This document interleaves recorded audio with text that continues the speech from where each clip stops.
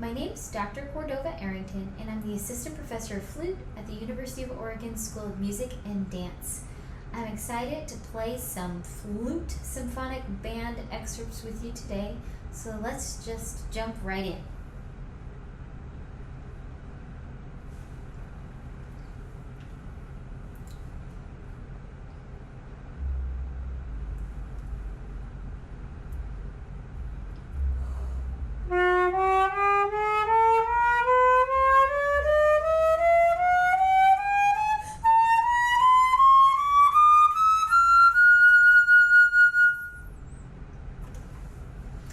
Alright, so this chromatic scale is pretty straightforward.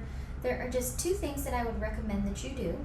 Whenever you're playing your scales, whether they're chromatic or diatonic, be sure that you're supporting from beginning to end. So what that means for me, and I'll put it in a simple way right now, is that when I take my breath, I stay nicely expanded throughout, in the front, on the sides, and in the back. It's almost like if you want to imagine that you swallowed a watermelon.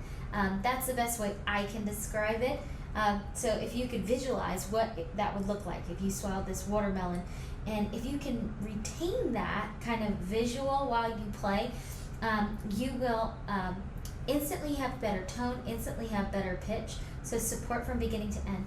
And the last thing is that, just as a trick, I don't know how many of you know this fork fingering for the high F, but for me, the regular fingering for high F tends to be a bit sharp, so I would recommend that you do this if you find that the F is sharp for you. All right.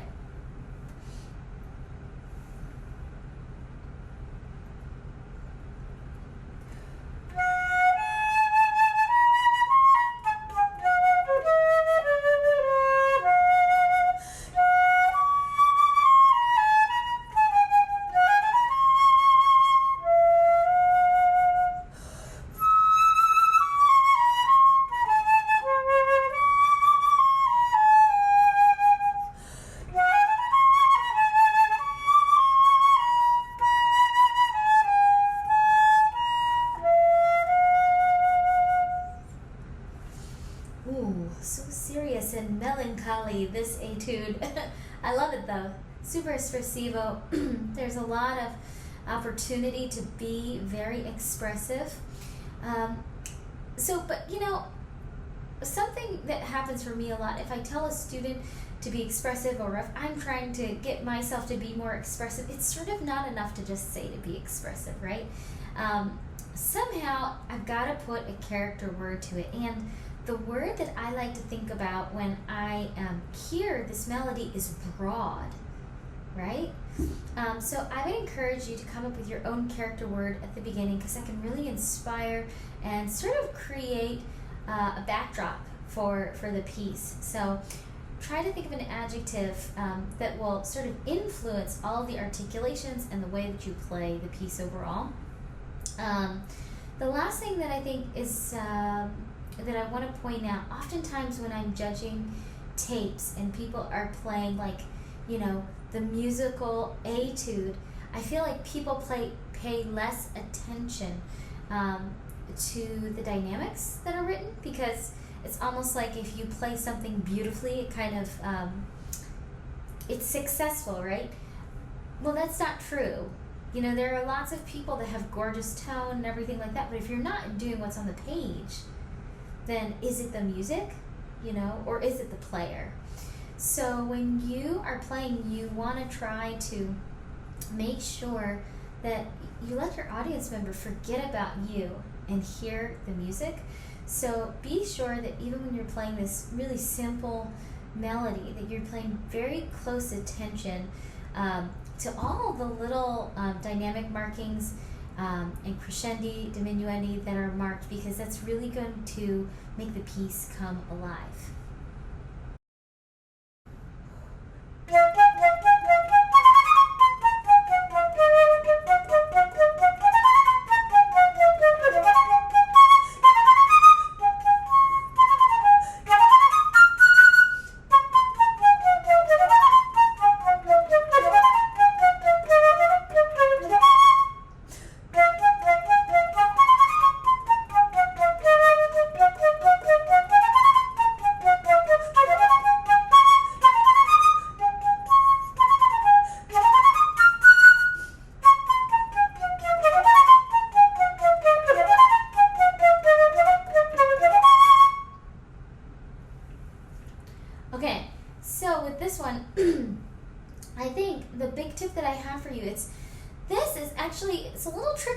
etude because it sits in a part of the register that tends to crack for us as flutists, right?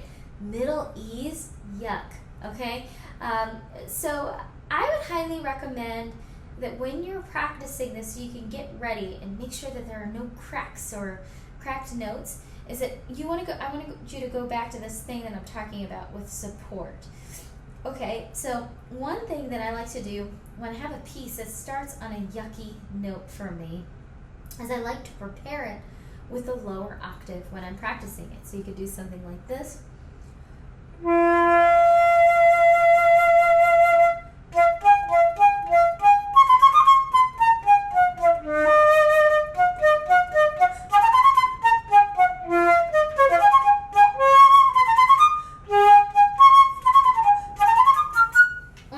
Right?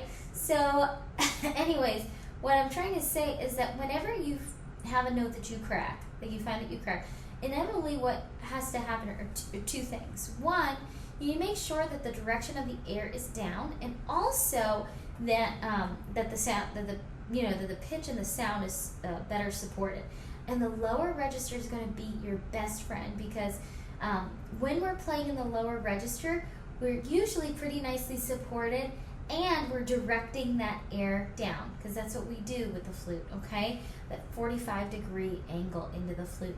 So I would really highly advise, like even before you practice this thing, look at it and pick out the yucky notes and prepare it with a lower note, okay? Which would be the octave below, slurring from that octave below to the icky note.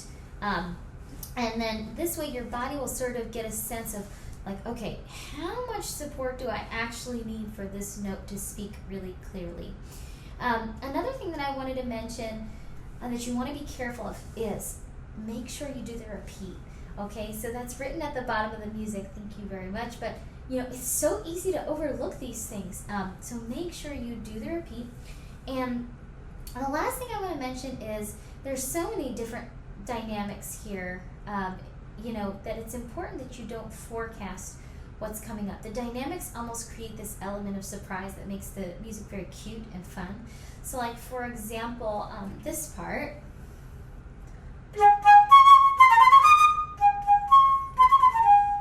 Right? You want to make sure that the D at the end of the first measure that I played, that it doesn't get quiet, that it stays nice and strong. So that pianissimo, or that pianissimo, the pianissimo is a surprise, right?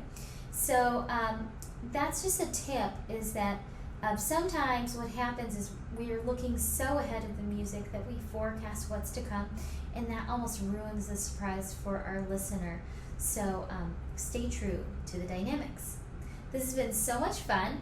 I'm going to put my email address below. If you have any questions, please feel free to be in touch with me anytime. All right, happy practicing.